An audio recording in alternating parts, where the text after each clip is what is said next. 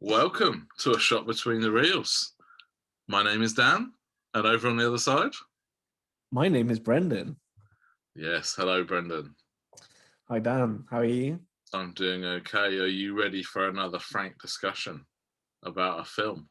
I am so ready He's for ready. another frank discussion. You look ready, Brendan. You look eager. You look primed. I am primed. Okay. Well, without further ado, would you please tell us what is tonight's or today's film? It is, this time around, 1997's Contact. Contact. Yeah. I believe it's 97, right? Am I correct in that? I believe you are correct. I'm just going to double check for you. 1997, Robert Zemeckis, peak period, the 80s and 90s. Yeah, peak Zemeckis, definitely. Exactly. Yeah. Now, Brendan,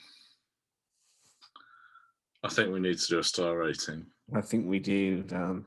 I feel like we're going to be pretty close together on this one, but we shall see. So. From our conversations, I think we're pretty close. Yeah, we try. I think we usually try and keep the texts or the WhatsApp messages between us relatively minimal. Yes, we tend not to. We don't talk about what we are giving as far as star ratings go. So this is always what I love about this format. In case, just to give you a peek behind the curtains, we tend to never really talk about what our star rating is. So when we get here, it's purely very exciting, the reveal, because we might know our feelings about the film, but we don't exactly talk about what the ratings are. So it's like opening a birthday present. It is. So exciting. Contact. Yeah. Tell us, what was your rating? So when I went into this film, it was already high. I knew that because seen it before. I know I really enjoyed it. I was looking for ways to nitpick this film quite heavily, as much as I possibly could. I nearly settled on a different score, but in the end, I gave Contact 5 stars. Cinco. Wow. Okay, well, Brendan, I have this on Blu-ray. Here's one I had from earlier. And generally a Blu-ray purchase means that I love it. You know, I think it's a great film because, you know, I want to watch it again. Yeah. Yeah. In high definition. Yeah. And I gave Contact 5 stars. Oh, damn. But that being said, when I went and saw what I previously gave it, I'd given it 4.5. So this is a bump up. And this is where I was at. I very nearly went with 4.5 stars, very nearly. But just at the end, I had to give it 5 stars. And we'll get into the reasons why. Right. But this is how I settled, yeah. So that's interesting to me, yeah. It is interesting. Now, I have to say another thing as well. I started watching this. I started watching this at the weekend. Okay. And I had like a 20-minute window. And because I know it's 2.5 hours, I was like, right, I'm going to get ahead. I'm going to make a start. And I watched the first 20 minutes and I was absolutely angry that I had to stop it. I was like, what have I done? Why did I do that? Because now I feel like I've spoiled it. Well, it's a hard film to break into pieces, definitely. I know. And so a couple of days later, I thought, right, it's 9 o'clock. I think it was like 9:15. I thought, all right, I'm going to watch a bit more. I think it was actually later than that. I think it was 10 o'clock. So this was a bad idea. Wow. I ended up watching the rest of the film. And I am no longer a young man. I am in my 30s with small children. And I couldn't turn this film off because I was just so enjoying it. I don't blame you. Ended up going to bed past the midnight hour. and which is not something I cope very well with these days. And it also happened to be when my youngest son decided to wake up at 5, which he does. It's like they can smell it in the air. They know. It was like he probably sensed when I came to bed and was like, right, I'm going to wake up early. So I did not get enough sleep the night before last, and was very grumpy yesterday morning. But I'm refreshed now, obviously. That's good. That's good. Yeah. But Contact, I couldn't turn it off. I mean, that isn't a ringing endorsement. I don't know what is. Yes, let's get. If you even remotely haven't seen this film, I know don't watch this film. You got to do it. You got to do it. It's just it's a treat. It's a treat. It is a treat, absolutely. So let's get into it, Brendan. It's your moment, mate. Tell us, what is Contact? What's going down? So Contact is about our central character played by Jodie Foster. Yep. And she is she's like an astrophysicist, isn't she? Astronomer. That's what she is.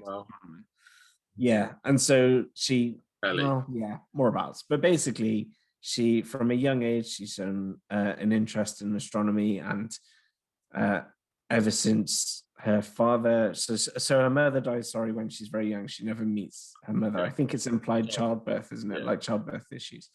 So she's raised by her father. Her father sees that she has a natural interest in it, and encourages it. They watch the stars together. She starts talking about planets, so she's interested in kind of communication, isn't she? Yeah. And then that naturally feeds into a love and interest of planets and if there's life out there. And then we follow this all the way through to adulthood and her desire to know if there is extraterrestrial life that exists.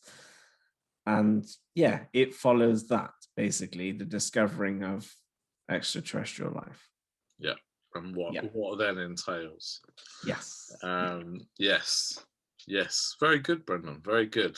That was an excellent little summary, I have to say. Hopefully. Not bad. Because it is, I would say this film is epic in scale. Definitely. Probably more epic than what you realise, actually, when you go into it. But like all great epic stories, it's really just a very intimate, small story. And it's basically about Ellie, Jodie Foster's character. Yep. And about her dream of finding this extraterrestrial life, but also about her kind of emotional journey with loss and all of that stuff. And I have to say, and this was one of the things that we did text about, Jodie Foster is incredible in this. What a performance. She is a marvel. She is pretty much in every scene. Quite often she is the actual focal point of each scene. Absolutely. And yeah, she's just brilliant. Absolutely brilliant. And I notice a lot of the time it's not just through conversations as well. It's a lot of the acting is emotion conveyed through her facial expressions as well. So it's everything. I mean, she's hitting it out of the park 100% on this film. Yeah. I did say how I genuinely think she nearly always brings her A game, but she's an actor you can bet on to bring a great performance, and it's no less on show here. It's really good. Yeah, definitely. And it relies quite heavily on her, like you're saying, because she's such a central focus to the story. It's her journey, isn't it? And so it has to be important. It's about her. Yeah. Definitely. That's not to say also there's some really great performances by other actors in this film as well. It is very full of great performances. Mm-hmm. Matthew McConaughey is great. I mean, I love McConaughey. Do you think McConaughey? I was getting the sense that he goes through several different versions of himself in the film, which I was laughing about. It's like old school, dazed and confused kind of McConaughey at the very early point. Yeah. And then later on, it's more like his reconnaissance later on. Yeah. Is that he starts to settle on a slightly more serious version of himself, which I was just getting a good chuckle at.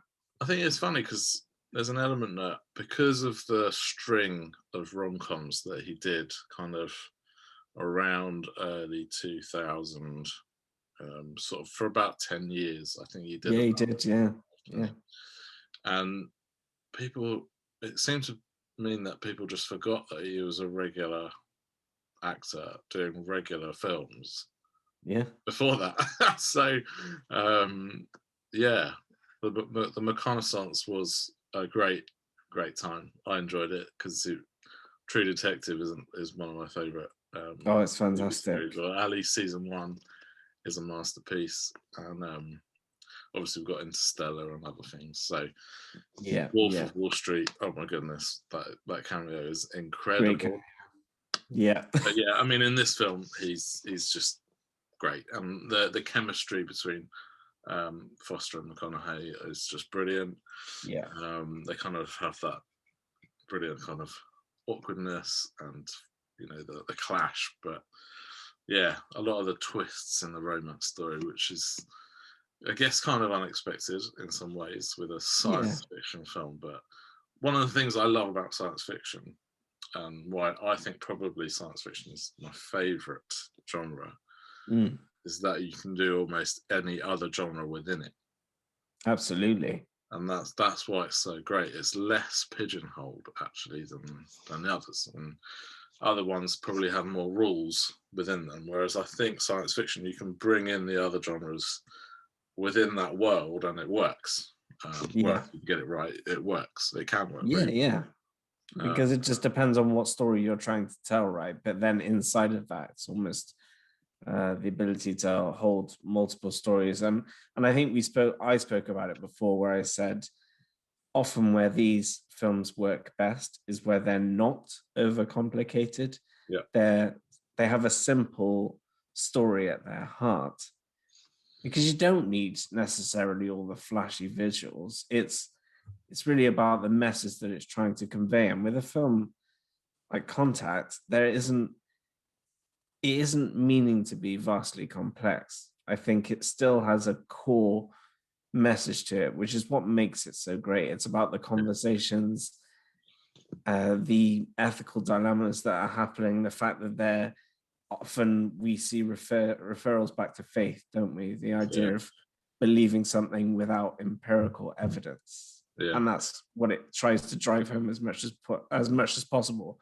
And then naturally we're going to spoil it, but at the end we have the fact that she's asking them to go on faith. So after the big reveal, that's exactly what she's asking them, even though if someone asked her the same, she couldn't say that she would believe them. So I love that. I love the ending of that. It's great. Yeah, it is. It's great. And I mean, there's so much in this film. I think it's interesting because last week with our review of Soul, we had kind of some conversation starters, some deep questions about what happens when you die and all that sort of stuff. And we've got probably even bigger questions in this one. The very sort of straight to the point. Does God exist? And therefore, all the other implications within that. So you got this kind of atheistic view versus kind of theistic view, and obviously because it's American made as well, it's in quite a Christian context in the 90s probably.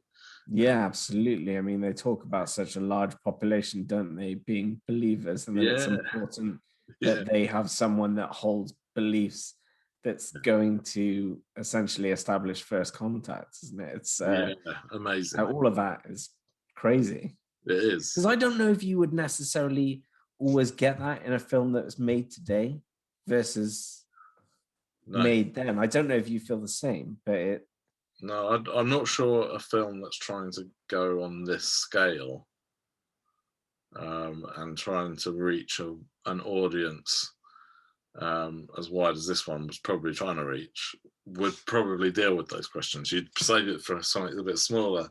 Yeah, probably. So yeah, I mean, I love that stuff. I know you probably do as well. Those kind of deep questions, and seeing the sort of those characters kind of explore it, and like as you say, that ending is brilliant, where they're kind of basically forced to.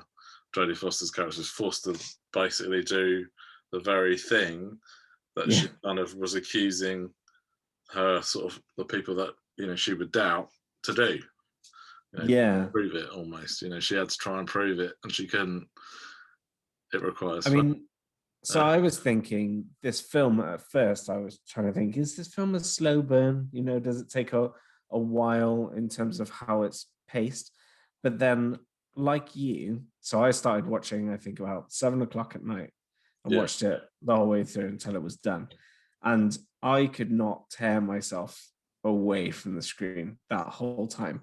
And I remember remarking afterwards when I was speaking to Sarah the next day, talking about the film, and I was saying, it's so rare. I think it's rare for me now to have a time when I'm watching a film where I think this is amazing. Where did that time go? I didn't even look at anything. It just disappeared. It melted away while I was watching it. Yeah, and that should stand for so many points for it, because it just. Considering what you're watching and some of those scenes and how they play out, and you might not necessarily even understand the things they're talking about, but it says something to the way that it's filmed and the way that the script works, and the music is great, and all of those things. And because it's doing that, you get a real sense of tension in all of the scenes. Yeah, you feel it, don't you? You're joining along with them in the journey. Yeah, definitely. So, and I think an element that, like, often what makes it engaging in a story or in a film is it's about what's at stake, and ultimately, like, there is a lot at stake in this film, and so you're invested to see what's going to happen in terms of, is there, this alien life? What's that going to mean? So yeah, I think it's incredibly engaging. I thought that's a really interesting point about pacing, and is it a slow burn? I think this film kind of grabs you, and I think it does. You're on for the ride from the get go. You are. Even when she's kind of sitting listening to these random kind of just distortion, isn't it, most of the time? Yes, it is. And white noise. And then that's it, isn't it? It totally kicks off from that moment where she hears it. Then the film kicks into a high level gear, and you're like gone. And it looks great as well. I mean, that stuff where she's sat on the car with the headphones, and in the background you've got all these ginormous satellites. Yeah. And it's the bit where she's just like, and then they all move in sync, and that's a great shot, isn't it? Brilliant. I think you're totally invested in her character, as well, and that's another thing for saying that she's really bringing her absolute A game, because you're so invested in her character from the very beginning, and seeing the past with her dad and everything that happens.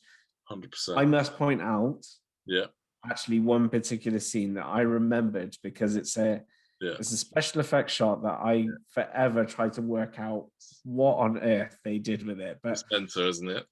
I saw a breakdown of it, and I still don't completely understand it, because they were still breaking it down, trying to understand it. But it's the shot where she's running after her dad passes out, running for the medicine, and where we see her running, but it's actually a reflection of her running towards the medicine cabinet to open it, and then it switches the camera angle around. That is. It doesn't make. What is that? That is mad. That's where she's kind of up the stairs as well. So it's like a single shot. She goes up the stairs, and you're seeing her like from this point of view running. Yeah. And then all of a sudden, the hand opens the door towards her, and it's just like, what? It breaks your mind to look at it. It completely. I bet loads of people have watched it and just gone. And just blinked and missed it. It's but when you notice it, it's like, how the hell did they do that? So yeah, I think we both need to go and look it up and try and find out how that was filmed. It's amazing. I mean, if anyone has any comments about it or wants to say something about it, I'd be really intrigued because it's amazing. But one of my favourite ones, you must have seen this one, is from Terminator 2. Have you heard about this one? Which one is this? So there's a scene where they're sort of pulling the chip out of the back of Arnie's head, and basically they use Linda Hamilton's real life twin. Oh, her real life twin. Yeah. And so where you think there's a mirror, there isn't a mirror. It's just they're standing opposite each other. They're literally mirroring each other's moves. Yeah. So there's like there's a body stunt double for Arnie, and he's in the background. It's just crazy. That's a good one to look at. That's a great one. Yeah, admittedly. So I mean, I wanted to make special call out to that, and the other one that I can remember that I particularly loved is how about that opening scene for the entire film? Oh my goodness! Because there's like virtually nothing like that as far as I can think. Go back to the Blu-ray, Brandon. Right. You know how some Blu-rays you get like the piracy is a crime. I think that's probably DVDs. But you get like the opening bits, don't you? You get like you might get a trailer. The menu comes up. You got to select the film and all that. This Blu-ray just starts. Put it in the machine, and after a minute, it just starts.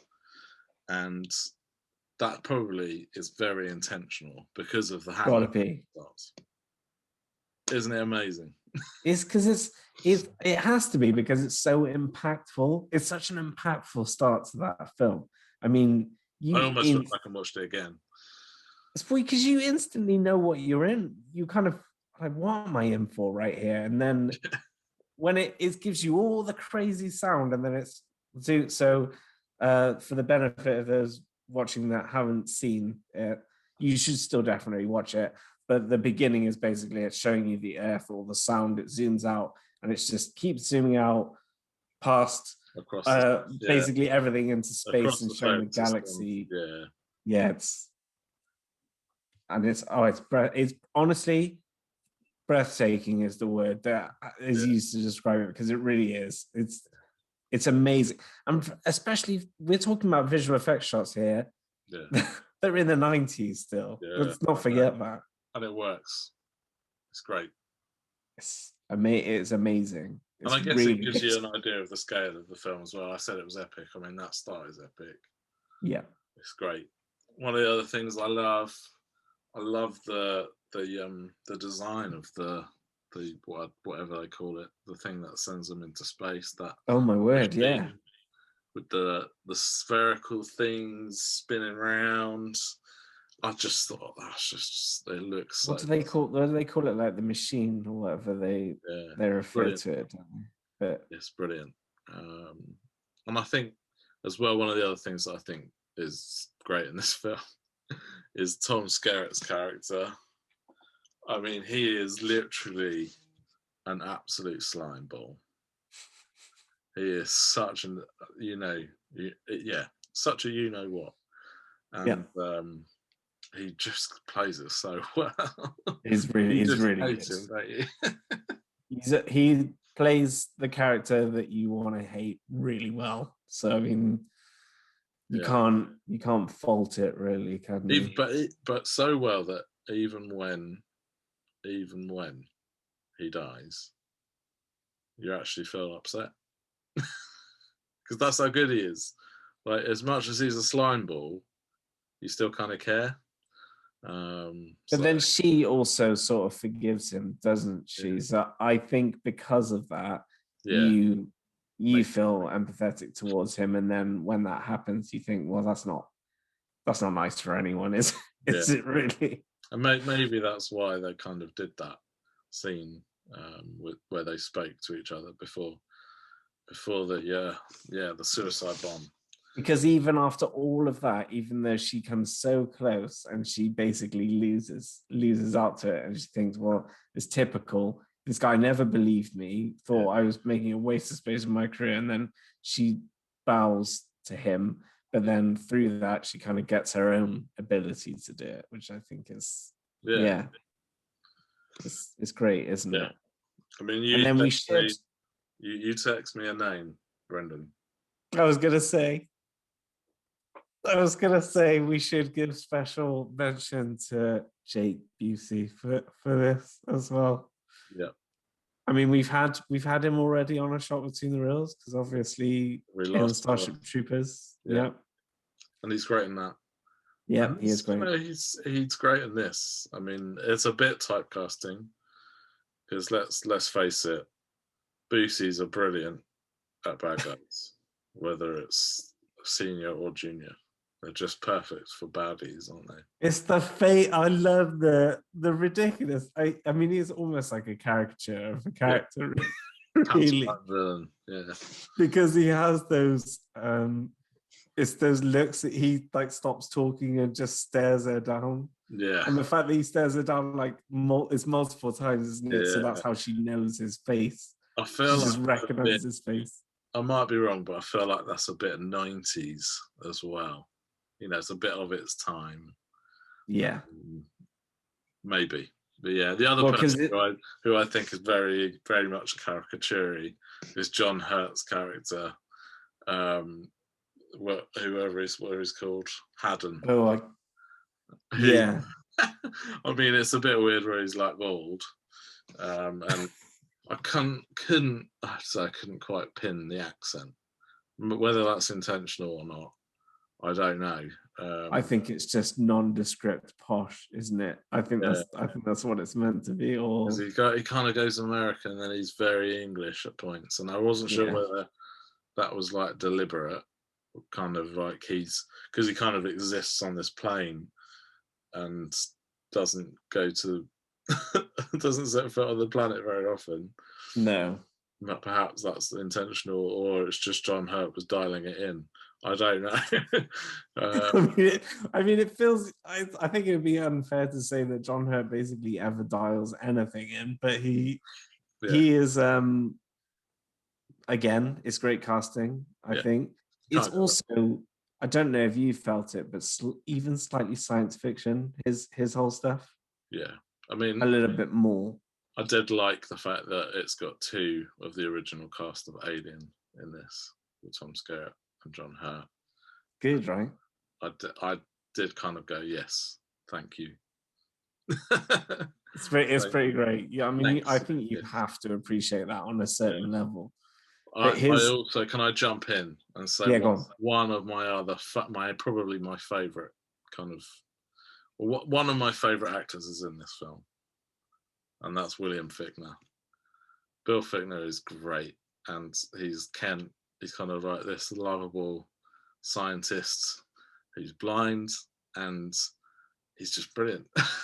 he's really good as well. Again, it's such great casting, because I think you feel the way they play their connection between the two of them, and he's sort of like her lifeline, isn't he? Really, he always believes in her all the time, and the fact that he's there for the launch and you can instantly see it relaxes her, and it's great. All of that, it's magical. Honestly, that stuff is great. I loved it. His performance is truly brilliant. He is great, and there's not enough films with him in it. Definitely not. He's vastly underrated, but I think he's been pigeonholed as a bit of a sort of like give him a great character that's not a main character. Kind of, if you need someone to liven up the screen. Bit sad. Sad.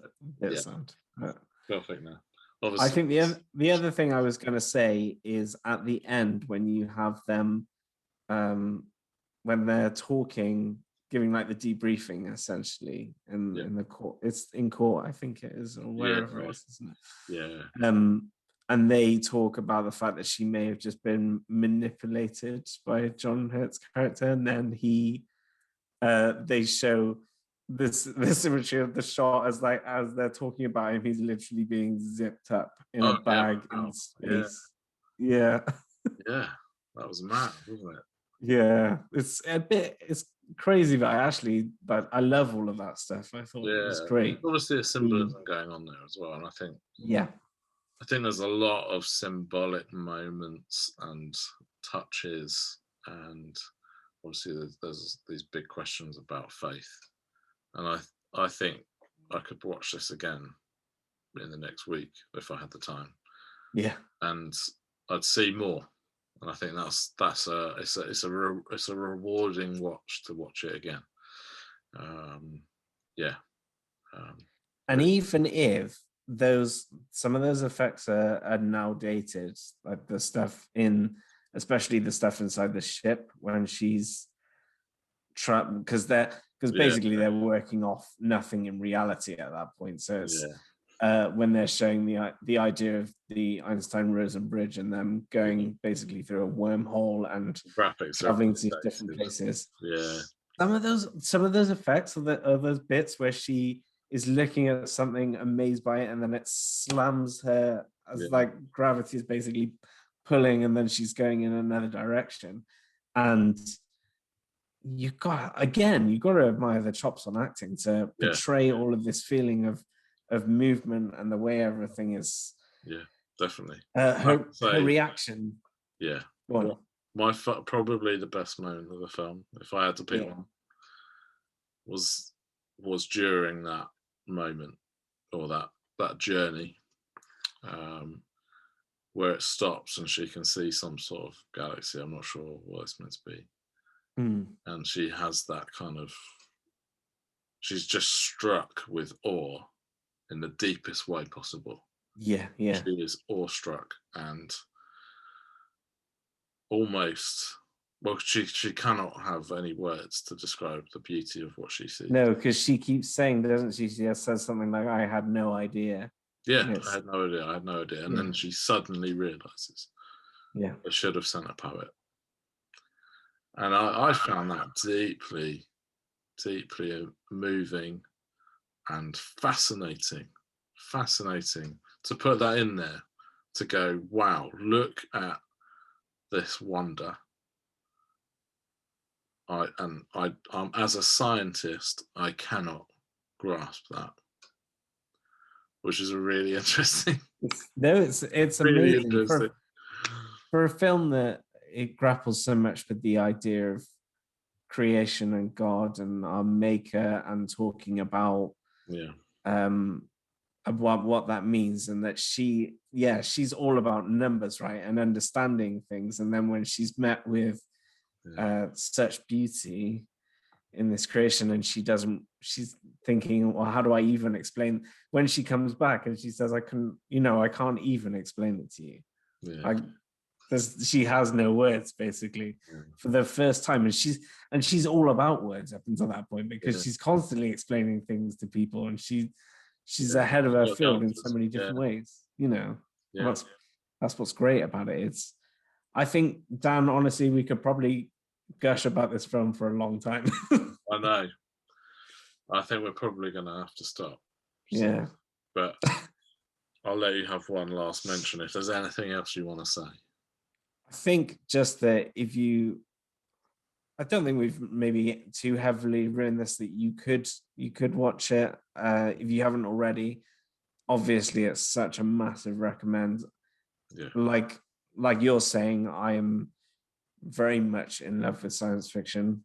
Yeah. I always have been, and I can see there are a few science fiction films for me that are like a gold standard, I guess is what I would call them, and this so deserves it. Yeah, it's so deserving of that merit, and even years later, it pulls its punches so well. There's virtually not much like it, and I think that's what I love, that it made such a bold statement when it came out, and it's still making that bold statement years on, which is amazing. It's superbly crafted, and I think, like I kind of said earlier, although the story is about making contact with extraterrestrial life, actually it's more about the contact that Ellie makes kind of with, in her life, and the effects of that. And yes, it's a beautiful, intimate story within this kind of epic scale adventure. Yeah. So yeah, brilliant stuff. Just one last little rant. I mean, I kind of said to you about the overlook that it got at the Oscars. It got 1 Oscar nomination for sound, which I wholeheartedly would agree with. Particularly the pre-launch sequence. Oh yeah, where there's no music and it's just her going in, and you've got the sound of the machine. Absolutely brilliant. It's great. But there's a lot of brilliant stuff about this film, so it's a bit of a shame that it got overlooked. But there we go. Got snubbed, is what you're saying. And well, Titanic came out that year, so that won everything. So there you go. What can you do? You still talking about Titanic, eh? Come on now. Cameron. James. I know. There you go. So it's another week done. Contact. Go watch it. 5-star epic review from us. There you go. It is. Yep. Brendan, love you, bro. Love you, Dan. It's time to say goodbye. And we'll be back next week. Love you guys. Bye-bye. Bye.